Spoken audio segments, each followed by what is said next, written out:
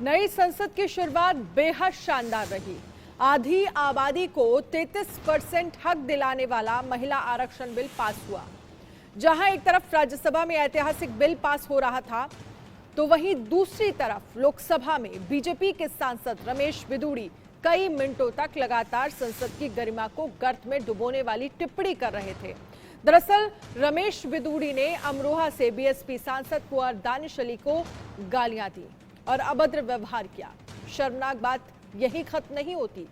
रमेश बिधूड़ी के बोलते समय उनके पीछे बैठे बीजेपी के ही सांसद और पूर्व मंत्री रविशंकर प्रसाद और हर्षवर्धन हंसते हुए नजर आए, जो बेहद शर्मनाक है। रमेश बिधूड़ी की विवादित टिप्पणी को रिकॉर्ड से हटा दिया गया है, तो बीजेपी ने 15 दिनों में जवाब मांगा है। जिस तरह से रमेश बिधूड़ी दानिश अली को लेकर बोल रहे थे, वाकई ये शर्मनाक था। इस बयान पर किसने क्या बोला, किस तरह से बिधूड़ी अपने बेशर्म बोल पर फंस गए और क्या बिधूड़ी पर एक्शन हो सकता है, देखिए।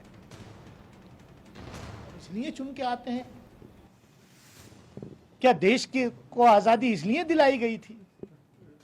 क्या हमारे पुरखों ने कुर्बानियां इसलिए दी थी इस देश की आजादी के लिए कि क्या हम इसलिए चुन के आते हैं?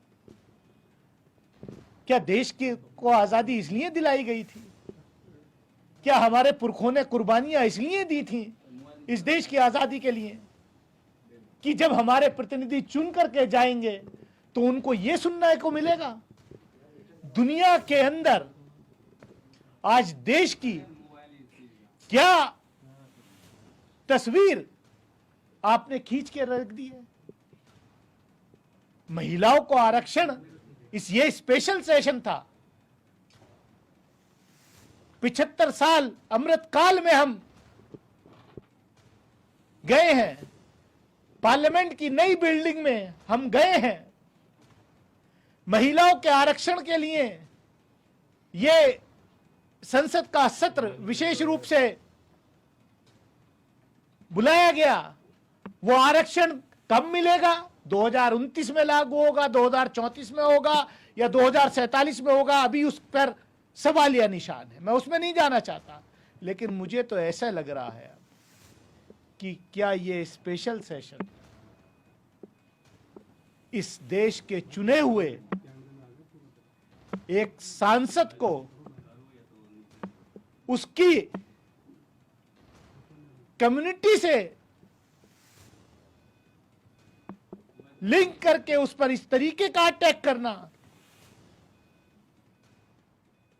सोच भी नहीं सकता, मैं सोच भी नहीं सकता। इन्होंने केवल मुझे या मेरे फॉलोवर्स को ही नहीं, पूरे देश को शर्मसार किया है। पूरे देश की आत्मा को शर्मसार करने का काम किया है। अब बस देखना इतना है कि रमेश बिधूड़ी जी के खिलाफ, honourable member of parliament Lok Sabha के खिलाफ, उनकी पार्टी कोई कार्रवाई करती है या नहीं, या देश ये इंतजार करे कि कब उनका प्रमोशन होकर के उनको केंद्रीय मंत्रिमंडल में शामिल किया जाएगा। क्योंकि शायद ये कंपटीशन हो गया है भाजपा के नेताओं में कि आप ऐसा कीजिए, आप ऐसे बयान दीजिए। पहले तो संसद के बाहर ही होते थे, अब संसद के अंदर भी मारने की धमकियां दी जा रही हैं। बाहर तो धमकियां बहुत बार नेताओं ने, इनके मंत्रियों ने, सबने दी। लेकिन ये सोचना पड़ेगा कि हम इस देश को अमृत काल में किस तरफ ले जा रहे हैं। हम देश के मुसलमान ये सब सुनकर बहुत अफसुर्दा हैं। हमें ऐसी उम्मीद नहीं थी कि एक दिन वो भी आएगा इस देश के अंदर जब संविधान के मंदिर के अंदर मुसलमानों को खुलेआम बेइज्जत किया जाएगा। आ रहा है, ये अब हमें और आपको सोचना पड़ेगा, क्या मैसेज पार्लियामेंट से आम जनता में जा रहा है? जो लोग हिंदुस्तान का ताना बाना ख़त्म करना चाहते हैं, सांप्रदायिक सौहार्द ख़त्म करना चाहते हैं, हमारी पुरानी तहजीबों को ख़त्म करना चाहते हैं, वो लोग उन लोगों से मिले हुए हैं।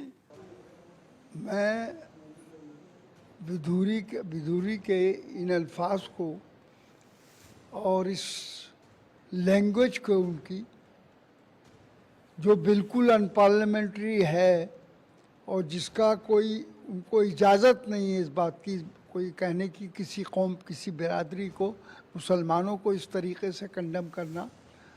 मुसलमान वो कौम है कि जब हिंदुस्तान अंग्रेज़ों की कब्ज़े में था और बेड़ियाँ पड़ी हुई थी हमारे ग़ुलामी की, तब मुसलमान ने बढ़ चढ़कर सबसे इस हिंदुस्तान के लिए कुर्बानी दी, जेलें काटी, सीने पे गोलियां खाई जलियांवाले बाग में और बहुत जगह पर, और हर किस्म की तकलीफ़ें सही, यहाँ तक कि फांसी के तख्ते को भी चूमा। कितने उलमा शहीद हुए, फांसी पर चढ़े, और ये तारीख़ गवाह है। लेकिन इसके बावजूद हम मुस्लिम कौम के लिए इस किस्म के ख्यालात करना, इस किस्म की बात करना और अनपार्लियामेंट्री लैंग्वेज पार्लियामेंट जैसी जगह में इस्तेमाल करना, बहरहाल कोई नहीं कर सकता, न इजाज़त है किसी की। और जबकि स्पीकर साहब वहाँ पर मौजूद हैं, जो कोई कंट्रोलर हैं उसके हाउस के, बहरहाल उनकी मौजूदगी में, और उन्होंने बहरहाल जो कुछ भी कहा है, लेकिन ये नाकाफ़ी है। बल्कि इनके खिलाफ सख्त कार्रवाई होनी चाहिए, इनको पार्टी से निकाला जाना चाहिए। ऐसा भाषा मैंने कभी सुना नहीं है। ये भाषा न केवल पार्लियामेंट के अंदर नहीं इस्तेमाल होना चाहिए, पर पार्लियामेंट के बाहर भी नहीं। ये अपमान है, सभी सांसदों का अपमान है। दनीश अली जी का तो अपमान ही है, पर हम सब का अपमान है। और ये पार्लियामेंट, नए पार्लियामेंट में जो प्रधानमंत्री कहते हैं कि नए पार्लियामेंट की शुरुआत नारी शक्ति वंदे अधिनियम से हुआ है, नई पार्लियामेंट की शुरुआत बिधूरी से हुआ है, इनके शब्दों से हुआ है, और ये बीजेपी की मंशा को दर्शाता है। ये बिधूरी जो कह रहे हैं, ये बीजेपी की मंशा है।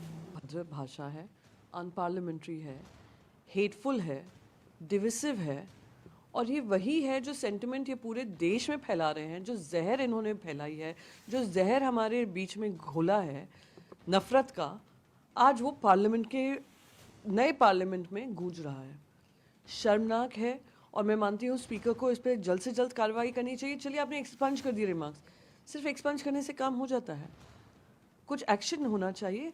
ये जो नफरती सोच है और जो उनके शब्दों से आ रही है, वो निंदनीय है, और उनको माफ़ी मांगनी चाहिए, और साथ ही साथ उन पर कड़ी कार्रवाई होनी चाहिए। सिर्फ टेररिस्ट ही कहा होता, उसकी तो हमें आदत है।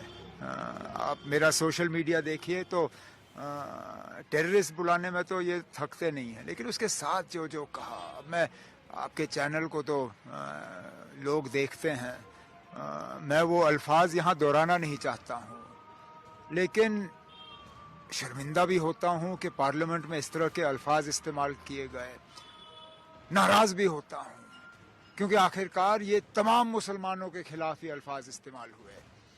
समझ में नहीं आता वो लोग जो बीजेपी के अंदर हैं मुसलमान, या बीजेपी के साथ जुड़े हुए हैं, वो किस तरह ये बर्दाश्त करते। मैं तो बीजेपी के बाहर रह के भी मुश्किल समझता हूँ इन चीज़ों को बर्दाश्त करना। लोग केवल चेहरे से नहीं पहचाने जाते हैं, अपनी जवान से भी पहचाने जाते हैं। भारतीय जनता पार्टी के केवल एक नेता के ऐसे विचार नहीं हैं। अगर हम पुराना उठा करके देखें तो बहुत सारे नेता ऐसे मिलेंगे जिन्होंने न जाने कितनी अनपार्लियामेंट्री लैंग्वेज में उन्होंने टिप्पणियां की हैं। और फिर हमारा देश सेकुलर है, डेमोक्रेटिक कंट्री है, और लोकसभा में इस तरह की भाषा का इस्तेमाल करना, इनको हमेशा हमेशा के लिए पाबंदी लगा देनी चाहिए। उम्मीद है कि मेरे साथ न्याय होगा। आदरणीय स्पीकर साहब, कार्रवाई करेंगे, नहीं तो मैं भरे मन से इस सदन को भी छोड़ने पर विचार कर रहा हूं, क्योंकि ये एक सभ्य समाज में बर्दाश्त नहीं किया जा सकता।